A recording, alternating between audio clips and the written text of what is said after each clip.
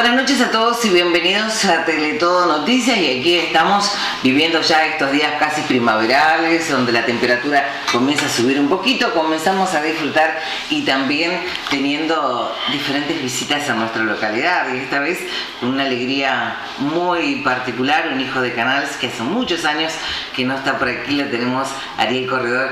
Ariel, bienvenido, muchas gracias por estar con nosotros. Muchas gracias, Karina, igualmente. Bueno, estoy encantado. Un placer, ¿no? Después de 38 años que terminé acá y me fui. Y después deben ser casi 32 en total, 32.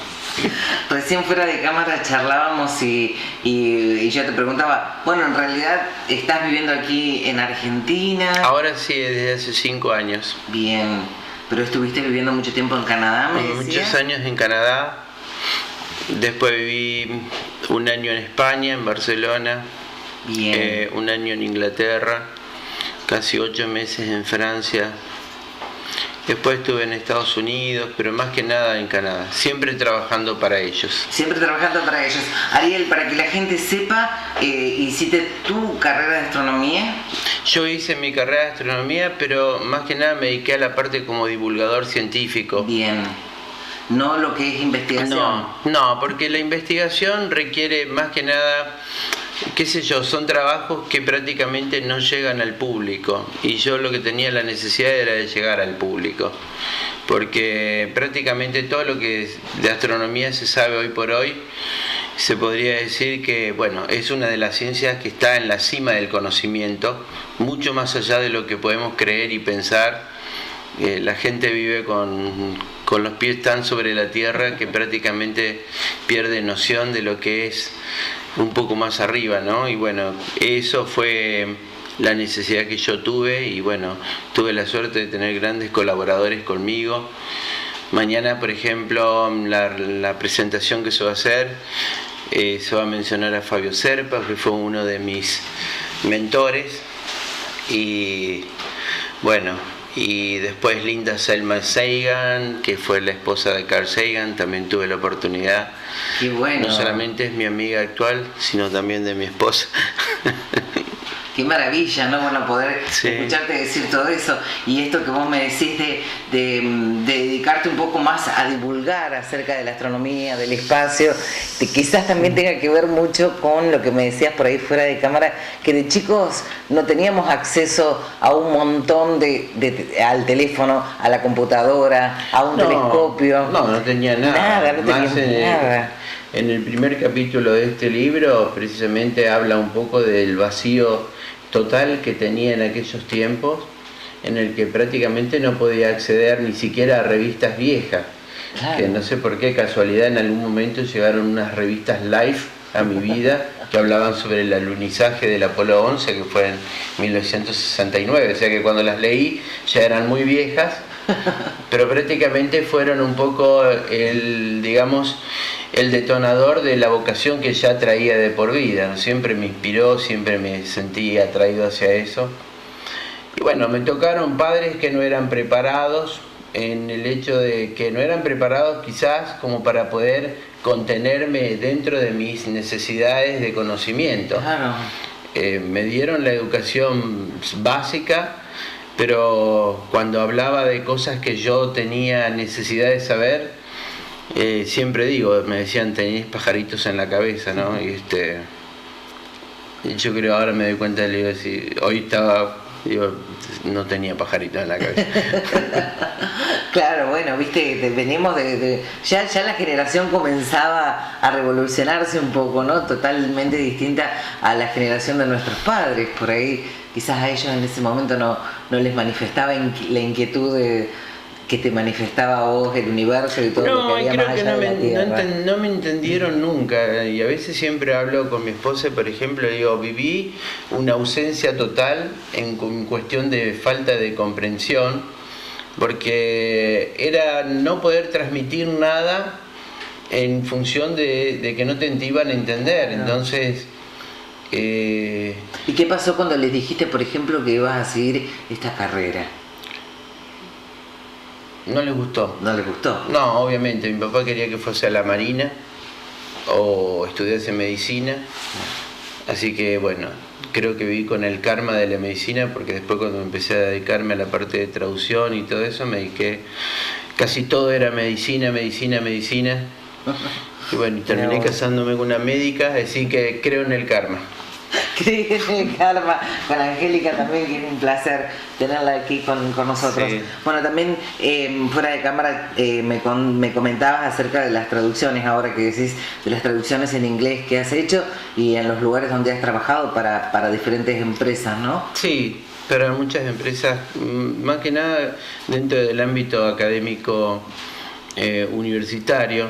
Todo empezó con una conexión así también accidental. Yo organizo un viaje de estudios a Vancouver con estudiantes, y la persona que es la organizadora del viaje de una empresa que se llama Northampton, que ya no existe, me dice: ¿no querés trabajar donde estoy trabajando yo? Y le digo que no. No, le digo no. Y después me dice, porque yo, bueno, cosas de la vida, de las personas, viste, que se casan, se separan. Dice: yo en este momento, dice, estoy en un momento crítico, dice, y me gustaría, me han ofertado irme a trabajar en la UNESCO, en la ONU, para los árabes. Me dice: mi espacio queda vacante. Entonces le digo, bueno, lo voy a pensar. Y en ese momento había un muchacho que era colega mío, y Marcelo Macón, de Buenos Aires, y le digo: ¿vos no querés ir en...? Y sí, me dice: yo voy, ¿viste? Y bueno, y él estuvo un año y después me quedé yo, y así fue.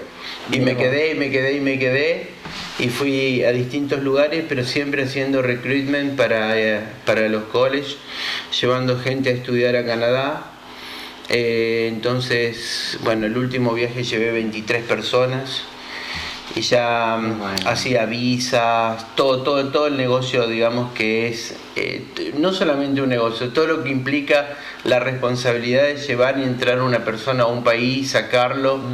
Ese es un trabajo muy delicado, sobre todo a un país de primer mundo, que tenés que gestionar visas y todo ese tipo de cosas. Bueno, ese era mi trabajo. Y ahora tengo una empresa que se llama Canadian Consultants, y bueno, con eso hago educación para profesionales, médicos, por supuesto. Sí, relacionado. Sí, sigo encausado, no me puedo liberar. Sí, que casi todos son médicos.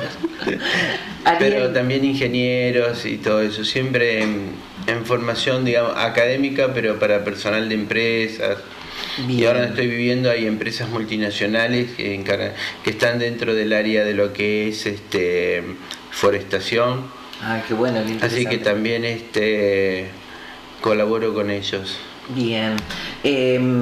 Ariel, también fuera de cámara, porque es imposible después de tantos años y de haberte conocido cuando yo era chica y ustedes eran un poquito más grandes. Mucho más chicas. Un poquito. Y recordar, bueno, también tu niñez aquí en Canals. Primario lo hiciste en el José Hernández. Sí. Me acuerdo poco. ¿Te acordás poco? Sí. No sé por qué, pero lamentablemente hay una parte increíble, ¿no? Porque me acuerdo cosas hasta los 6 años, 7 años, muy poco. No que no me acuerdo en sí, me acuerdo pero no recuerdo específicamente así, o con, por ejemplo, mi esposa tiene un grupo de la primaria con quien se habla, y yo digo, ¿cómo te puedes acordar de la primaria? No sé. Pasaron tantas cosas en mi vida en función de tiempo y de lugares, que es como que me cuesta mucho ir recordando específicamente, ¿viste? Era como, mi vida fue como una locomotora que avanzaba detrás de un solo objetivo.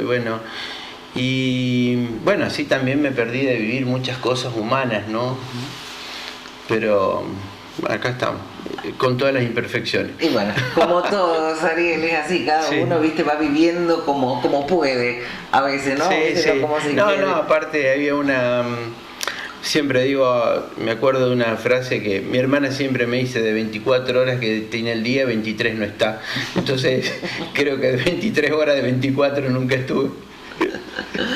Ariel, y el haber hecho esta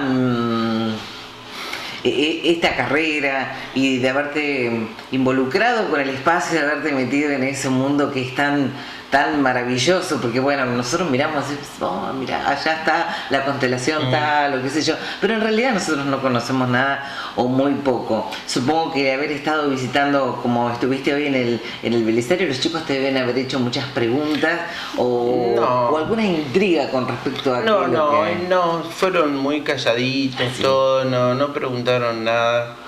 Espero que mañana sí pregunten, van a tener un espacio porque... Hay que aprovechar a preguntar. Ojalá hubiese tenido yo la oportunidad en ese momento de que alguien viniese y nos contara todo esto. Bueno, tuviste... Sí, les conté algo. Les conté que, por ejemplo, cuando estudian el sistema solar, bueno, normalmente tienen 9 planetas que les enseñan, digo, sepan que ahora ya son más de 4.700. Es decir, es lo que sé, lo último que se sabe, lo que realmente... Es decir, lo máximo de la tecnología que podemos llegar a imaginar está puesta en esta ciencia. Y todos los adelantos que ha habido en los últimos 30 años prácticamente han sido gracias a la investigación en la parte de astronomía. Así como, por ejemplo, qué sé yo, uno calienta un café en un microondas, no hubiese sido imaginable, o el teléfono celular, de no haber sido por el cosmos. Es decir, toda la canalización de todo ese tipo de cosas a través de lo que hoy son uso doméstico, todo proviene del universo. Vos sabés que yo cuando venías aquí venía pensando, ¿no? Y yo decía, bueno, quiero saber si realmente el universo... trabaja sobre nuestras vidas, ¿no? Y otra de las cosas que por ahí cuando vemos que hay tsunamis, cuando diferente, que también cuánto tiene que ver el universo con respecto a todo eso que ocurre aquí sobre la Tierra. Y nosotros somos parte del universo, una parte importante, somos, como decía el astrónomo Carl Sagan, somos polvo de estrellas, pero no porque es una expresión así... directamente literal, sino porque se trata de una realidad. O sea, cuando las estrellas en su ciclo final de vida terminan como supernovas, generan elementos pesados que luego son los que van a formar la cadena de elementos que componen la cadena del carbono, que es la que nos forma como seres. Por eso la charla esta se llama Universo, Vida e Inteligencia, porque más allá de todos los planteos que nos hacemos, está detrás, ¿no es cierto?, la búsqueda de la inteligencia y un poco el por qué, ¿no? Entonces, es como que estamos viviendo en un universo que es rico en vida, en inteligencia y abundante. Bien. Y todo es producto de la misma naturaleza. Bien. De la misma naturaleza cósmica, ¿no? Claro, es decir, que nosotros estamos directamente ligados y cada vez más a través de la tecnología y todo, con el universo y con todo lo que pasa. Somos parte del universo, con la diferencia que, bueno, vivimos en un lugar lejos de todo, porque todavía como especie somos una especie primitiva, donde todavía no tenemos la capacidad de poder volar hacia otras estrellas o en la búsqueda de nuevos mundos. Lo hacemos a través de máquinas, de sondas, pero todavía, es decir, seres que puedan viajar hacia otros mundos, eso todavía no va a ser, pero sí va a ser para las generaciones futuras. Bien, hace un rato también cuando comenzábamos la charla me hablabas de Fabio Serpa, ¿no? Sí, bueno, sí, tuve la oportunidad de conocerlo, fue mi gran mentor, falleció hace ya unos años, hace 2 años por ahí. Y él siempre hablando sobre la vida en otros planetas y hablándonos de todo lo que ocurría en el universo, y por ahí lo mirábamos nosotros como, y con el tiempo nos vamos dando cuenta de todas las cosas que él iba diciendo, entendiéndolo desde el lugar que nosotros sin conocimiento podemos entender cómo se van dando diferentes situaciones, ¿no? Que él quizás en ese momento lo dijo y por ahí no lo supimos entender. Lo que pasa es que también la información está... la información Es así. Hay muchísima información, pero muchísima y muy relevante. Lo que pasa es que a veces la información se dosifica. Es decir, no se le puede dar al total de la humanidad toda la información, porque no la van a valorar. Entonces, es preferible, digamos, no negarla, pero sí dársela a quien realmente la está demandando. Por eso que cuando por ahí nosotros decimos o escuchamos que dicen que la NASA guarda determinada información con respecto a... Es porque quizás si nos la dan, nosotros desde nuestro lugar no estamos preparados para... Para no solamente la NASA, sino muchísimas otras organizaciones gubernamentales que también tienen conocimientos muy avanzados sobre muchísimas cosas que nos rodean, de las cuales, bueno, si no le prestamos atención, vos viste que la sociedad en sí se concentra más que nada en, digamos, en qué tipo de necesidades básicas cubrir o cuáles son los anhelos de vida que necesitan llevar a cabo, ya sea algunos de tipo material, ¿no es cierto? Entonces, cuando se trata de vincularlos con conocimientos más elevados, dicen... es más importante ver cuántos goles hizo Messi que las nuevas fotografías de la New Horizon llegando a Plutón, por ejemplo. Claro. O el descubrimiento de un nuevo sistema planetario con mundos con probabilidad de poder albergar a una civilización desesperada, que no está lejos el día que nos llegue a suceder, ¿no? Quizás vivimos en una sociedad tan materialista que nos olvidamos de todo lo demás, ¿no? Quizás un poco eso. Sí, yo creo que sí. Tiene que ver. Ariel, sabemos que has escrito con es tu 9º libro, que un poco también es lo que venís a presentar aquí en Canals en la charla que se va a hacer mañana miércoles. Contanos un poquito acerca de estas fuentes originales, así se llama este libro. Fuentes originales es un trabajo que se hizo hace ya muchos años.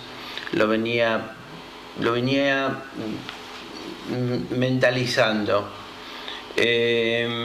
Siempre consideré que era un trabajo muy grande, pero nunca encontraba la forma de cómo canalizarlo para que pueda llegar a un público y que el público pueda entender qué era lo que se podía decir de una manera accesible. Entonces, no sé, debe tener 20 años, pero se empezó a mejorar cada vez más, inclusive readaptarse, lo abandonaba, lo escribía, lo abandonaba, salieron otros, como es Solo entre las estrellas, que es un libro que hasta el día de hoy se sigue vendiendo en Europa. El otro día estaba mirando por curiosidad en las redes y decía Solo entre las estrellas, libro usado con dedicatoria, dice muy buen estado de conservación, 7 euros. ¿Quién lo habrá comprado? Pensaba ¿quién lo habrá comprado? Y mucha gente, me acuerdo que cuando ese libro salió, a través de la editorial me enviaban cartas, personas, y me decían, porque, claro, ellos enviaban a la editorial me las transmitía a mí. Dice, porque en una parte donde escribes y dices que te sientes en tal lugar, yo decía, ¿en qué lugar será? Porque yo ni me acordaba ni en qué página estaba del libro. Pero a partir de ese momento, no fue el libro que más me gustó. O sea, a veces lo que más vende no es lo que más te gusta. Generalmente. Claro. Y en estando un día en Vancouver, me acuerdo, un día gris, digo, voy a empezar a trabajar. Porque de todo el año 7 meses son grises y lluviosos. Entonces digo, voy a empezar a trabajar en este material. Y voy a hacer preguntas. Como que alguien pregunta, entonces le respondo. Como que alguien pregunta, entonces, ¿qué son los agujeros de gusano? ¿Qué son las cuerdas cósmicas? ¿Qué son los agujeros negros? Pues ese es el misterio, todo el mundo te pregunta por lo mismo. Y en base a eso, con algunos gráficos, algunas pequeñas ecuaciones, ¿no es cierto? Y se fue explicando, pero avanzaba hasta que se hizo un material enorme. Y después cuando ya estuve acá y ya estaba, había regresado y todo, propongo a la editorial y digo, esto seguramente van a decir que no, porque un libro de astrofísica no es vendible como un libro de poesía o una novela. Sí. Sin embargo, la editorial lo tomó y bueno, ayer estábamos en Buenos Aires y estábamos en las librerías Cúspide mirando el libro, porque las librerías Cúspide firmaron un convenio de exclusividad con la editorial, así que se está vendiendo en todas las librerías del país. Qué bueno. Y bueno, no deja de ser una sorpresa. Y una gran satisfacción, ¿no? Y vos recién hablabas y decías que no siempre el libro que más éxito tiene es el que más te guste a vos o el que más le gusta a la persona que haya escrito, ¿no? Si tuvieras que elegir entre todos, es decir, este realmente es el que a mí, por el motivo que fuera, este es el que a mí me gusta. Sí, el que va a salir ahora, La Voz del Fuego. Ah, ¿y por qué? A ver, contame. Ya con ese título... La Voz del Fuego tiene, no sé qué tiene, pero a mí me gusta mucho. Todavía no está editado, se va a editar en inglés. Y este ya está conversado para una edición en Nueva York. Bien. Para el mercado hispanoparlante. Y ya lo habíamos hablado con un grupo editorial de allá, pero todavía no estaban los derechos de autor. Como ves acá al principio ya prácticamente está todo registrado. ¿Ves? Claro. Y bueno, ahora a ver cuando la editorial saque los derechos de autor, entonces ya se puede comenzar a trabajar con la otra editorial. Bien. Y retornando a La Voz del Fuego, no sé, creo que ese libro muestra en esencia un poco un interior mío, ¿no? Que nunca en ningún libro manifesté, digamos, el yo. Dicen que detrás de cada material que uno escribe siempre deja plasmado un poco de sí mismo. Bueno, en este, por ejemplo, creo que en un contexto así de total austeridad, está ambientado en el Yukón canadiense, frente al mar de Beaufort, que es un lugar agreste, helado, solitario. Y bueno, y es un gran paso en el tiempo durante la eternidad del invierno, en donde el diálogo más importante es el fuego, ¿no? El fuego se manifiesta como si fuese una conversación. Nunca sus dibujos son iguales. Entonces mientras flamea, ¿no es cierto? Pasan las horas, pasa la vida, pasan los recuerdos, pasa el diálogo. Ah, qué bueno. Es un monólogo muy lindo. Qué lindo. Y con ese libro tengo un vínculo especial con una compañera que es Diana Picabea, sí, o Diana Hutchinson, sí. Ahora. Fue la primera que lo leyó, porque ella vive en Estados Unidos. Entonces siempre me decía Diana, ¿y ahora qué? ¿Y ahora qué? Bueno, le digo, ya está. ¿Cuándo va a estar? Bueno, le digo, ya está terminado, espera. Y cuando termine, quiero leerlo. ¿Pero así nomás? Sí, así quiero leerlo. Bueno, y fue la primera que lo leyó. Y como ella pinta, entonces no sé, es un impulso, pintó algo y me dice, ¿no te molestás si te muestro una pintura que me surgió? Dice, leyendo el libro. No, le digo, al contrario, que me voy a molestar si... Y me dice, esta es la pintura que me surgió. Entonces digo, wow, buena idea. Le digo, yo le voy a preguntar si ella quiere que esa sea la tapa, porque a veces no podés decidir. Sí. Con las editoriales no podés decidir mucho, ¿viste? Me acuerdo que yo proponía un título y ellos proponían 4 y siempre salían los de ellos, ¿no? Y bueno, pero con este tema... le digo, ¿no te molestás si yo uso tu pintura? Y me dijo que no. Entonces la tapa va a ser la pintura de Diana. Y quedamos en hacerlo juntos y presentarlo en Richmond, en Estados Unidos, donde ella tiene una galería. ¡Qué genial! Así que es un trabajo que va a ser medio... compartido. Bueno, y muy emotivo también, porque están mezclados también en esa amistad y vos escribir el libro y ella hacer la tapa, qué genial, me encanta. Sí, esperemos que se dé. Sí, El libro claro, ya está, el preacuerdo con la editorial ya está, así que es cuestión de ponerse a trabajar ahora, que es un gran trabajo, eso sí, es muy desgastante. Claro que sí. Mi Bueno, esposa sabe cuando yo estoy trabajando. no existís. No, por ahí me despierto, me busca así, no estoy. Estoy escribiendo. Sí, las 2 de la mañana estoy trabajando. Y bueno, pero bueno, No, es parte de la hiperquinesis mental esa que a veces no te deja quieto, ¿viste? Y sí. Aparte cuando se ocurrió esa idea, Sí, no o la esa puedes frase, perder. no, No. urgente que No, hay que hacerlo. Sí, no es una vida fácil, ¿no? Para ella. Sí, preguntale después a ella. Después le vamos a preguntar a Angélica, a ver qué dice. Bueno, este libro también, como vos decías, también tiene un montón de respuestas a un montón de preguntas que nosotros por ahí nos hacemos y que bueno, o de otras cosas que no sabemos y nos vamos a ir enterando a medida que lo vayamos leyendo, ¿no? Y si volvemos atrás, y ya estamos sobre el final de la nota porque te quiero dejar también, sé que tenés un montón de cosas que hacer. La pregunta que, no sé, es raro que no te lo hicieron en el colegio hoy, los chicos que quieren saber si hay vida fuera de la Tierra, en otro planeta. ¿Hay vida, Ariel? Queremos saber, queremos irnos. A ver, no estamos solos y lo sabemos. O sea que sí, Ariel. Ahí está la respuesta que buscás. Sí, hay vida y mucha. Qué genial. Bueno, está bueno saber que no estamos solos. No estamos solos. Ya hace un tiempo, hace muchos años, bueno, hay una revista que es muy conocida que se llama National Geography.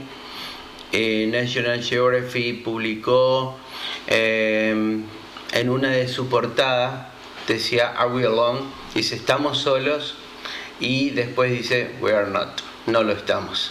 Y todo eso tiene que ver con que realmente en la búsqueda durante todo el tiempo, y esto no se trata de ahora, sino que se trata desde hace miles de años, la humanidad es una especie de, digamos, nuestras capacidades no están todavía desarrolladas como para poder interactuar con civilizaciones mucho más avanzadas.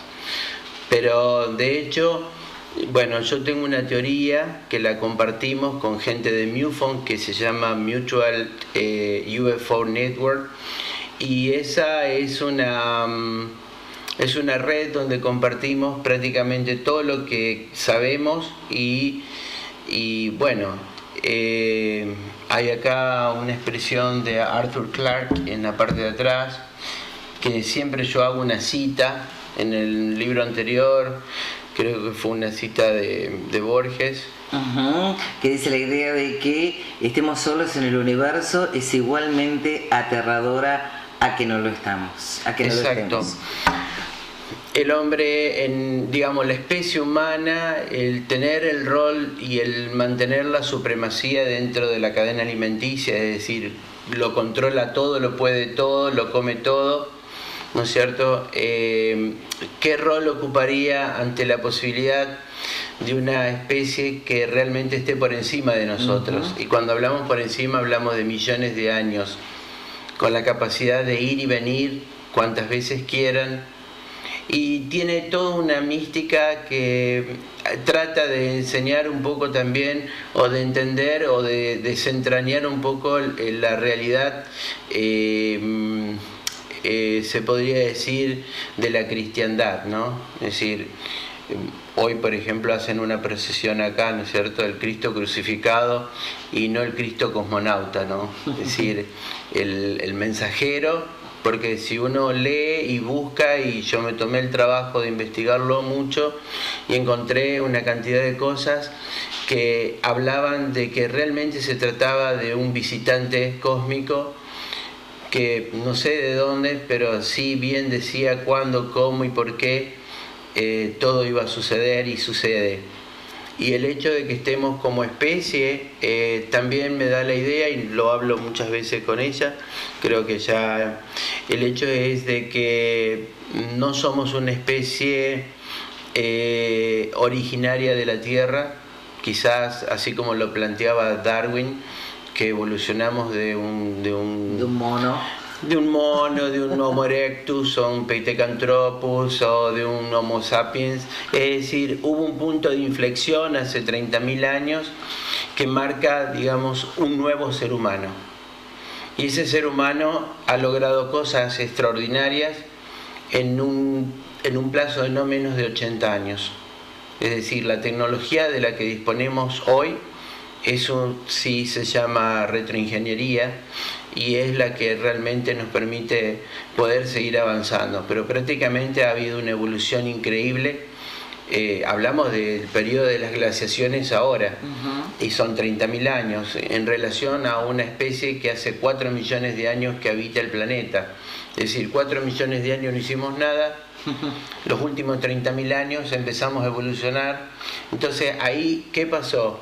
Ese punto de inflexión genera probablemente la intervención. La intervención no tiene más que ser explicada de una manera de que hubo una intervención desde el punto de vista genético. Así como nosotros creamos ovejas y vacas, sí, y cada vez mejores, yo creo que a nosotros también nos hicieron cada vez mejores. Nuestro ADN no es un ADN puro, sino que fue mutando de alguna manera. Es más bien tocado. Bien. Armado, reensamblado. Y creo que ahí entiendo, es como ser hecho imagen y semejanza, ¿no? Es decir, saco un poco de mí, lo pongo un poco acá, voy a ver qué es lo que sale. Es decir, creo que es una especie genéticamente modificada la nuestra. Es genial todo lo que decía Ariel, y yo le voy a decir a la gente que por favor mañana a las 10 de la mañana en el predio del ferrocarril, ahí en los galpones estén, y que no se pierdan esta charla y que vayan preparados a preguntarle todo, porque nosotros en un ratito no podemos, pero ustedes mañana lo van a tener un montón de tiempo para disfrutar y para poder sacarse todas las dudas que quieran.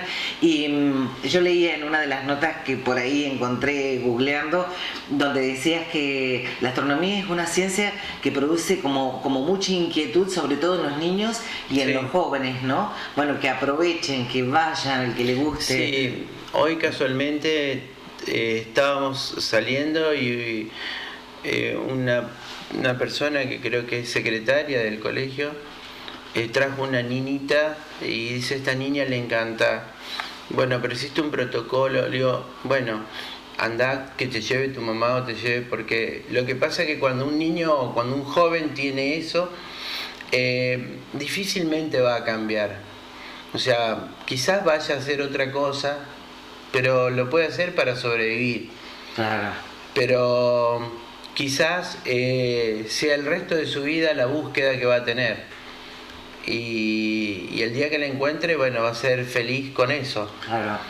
Necesita de alguna manera también el hecho de decirle que te acompañe tu mamá o que te acompañe tu papá o alguien también. Yo vuelvo un poco al comienzo, cuando charlábamos y decía, a mí no me entendían qué era lo que me contaba. No, yo gracias, tuve la suerte de tenerla a Irene, por ejemplo, que fue profesora nuestra. Sí. Y cuando en su hora de historia me daba su hora para que yo hable de astronomía. Yo digo, ¿qué profesor va a hacer eso, no? Sí. Pero fue tan importante lo que ella hizo en mí, digamos, que soy un totalmente eterno agradecido, porque si no hubiese sido por ella, jamás podría haberme expresado, ¿no? Qué bueno. Es muy importante, ¿no es cierto? Así que si me está escuchando... Irene seguro, Irene está súper activa en el Facebook, en todos lados. Sí, a veces escribo, siempre me pone algún like. Yo no soy muy activo en las redes.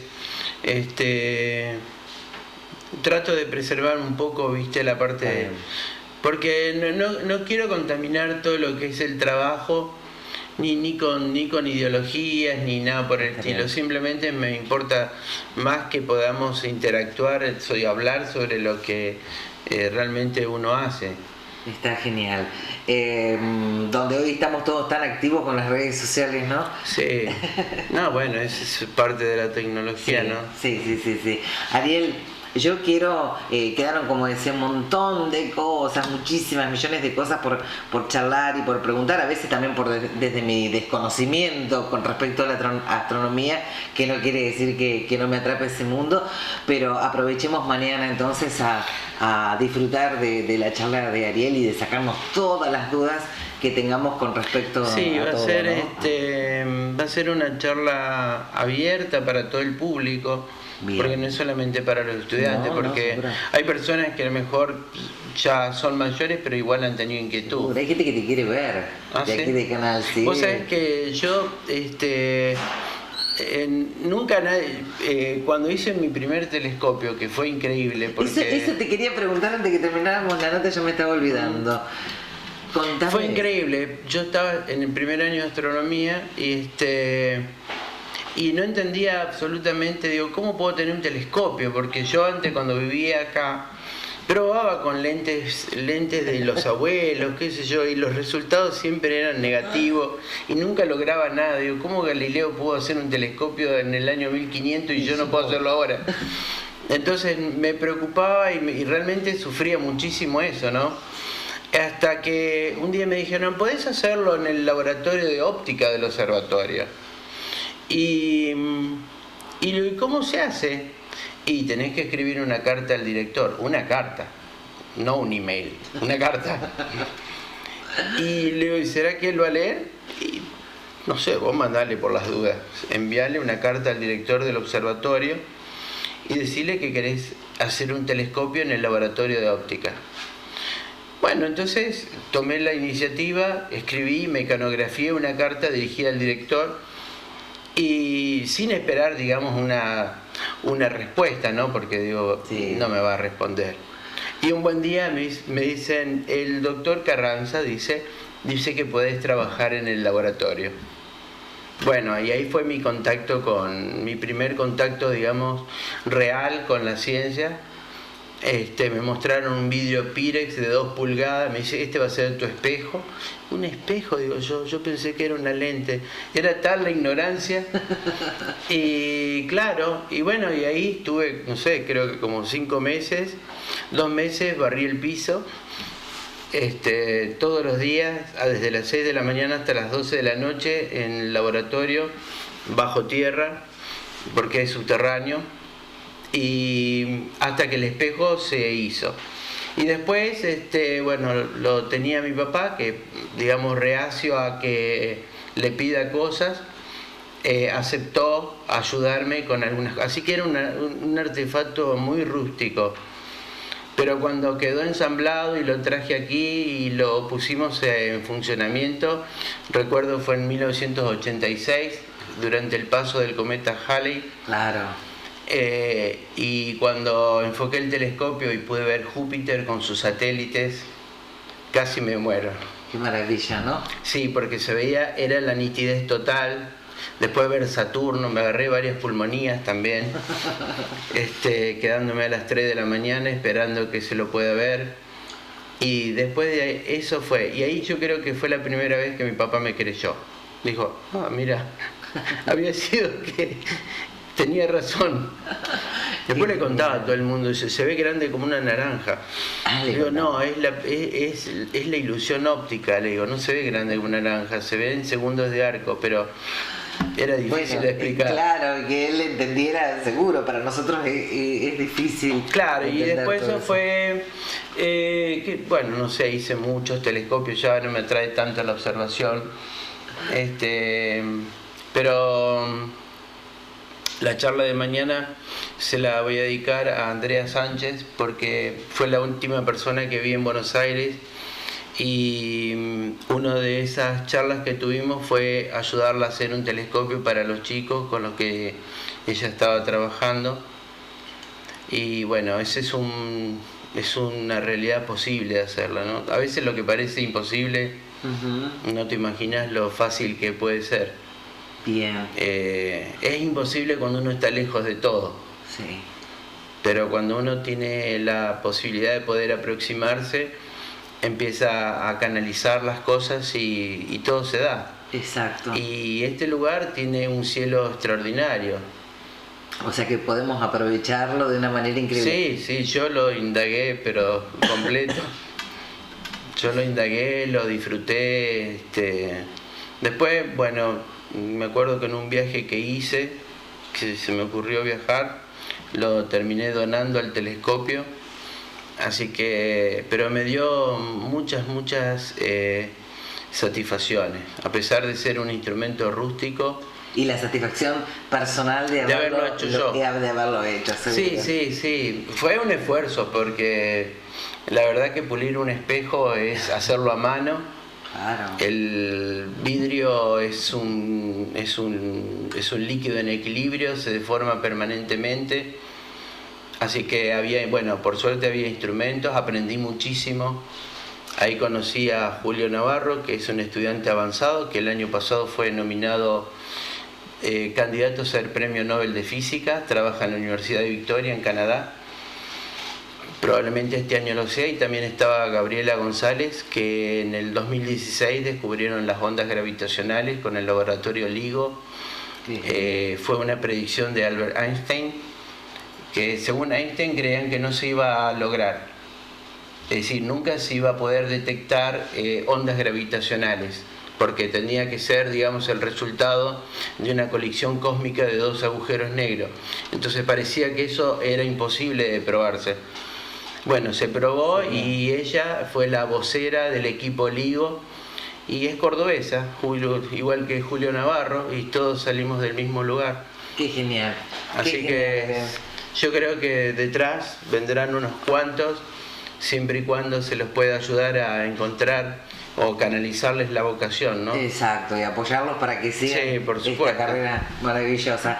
Ariel y Angélica, les quiero agradecer por habernos venido a visitar, por estar aquí en Canal. Bueno, que disfruten de encontrarse con gente, que te va a pasar, y que la gente disfrute de esta charla y que aproveche a preguntarle a Ariel todo. Sí, lástima, es muy cortito el tiempo, mañana ya nos regresamos, tenemos compromiso. Y sí, pero bueno, ya te vamos a tener, sí. Nos vamos a tener por acá nuevamente. Sí. Ariel. Esperemos no sea publicar otro libro. Pero siempre uno se vuelve insaciable. Uno quiere uno, después quiere otro y así. No parás más, es verdad. No, es una vorágine, ¿no? Sí, realmente. Ariel, muchísimas gracias. Éxitos con este libro que seguramente lo vas a tener. Gracias a ti también por este material. Lo voy a leer. Que lo disfrutes. Sí, a veces tengo que leer otro tipo de cosas también, por lo menos para descansar, ¿no? Pero esos son personajes de aquí de Canal. Sí, pero me va a gustar leerlo. Ojalá que sí. Ariel, te esperamos cuando vuelvas, cuando quieras. Estamos siempre dispuestos y un placer, Karina, tenerlos acá. Muchas gracias. Y nosotros continuamos con más Teletodo Noticias.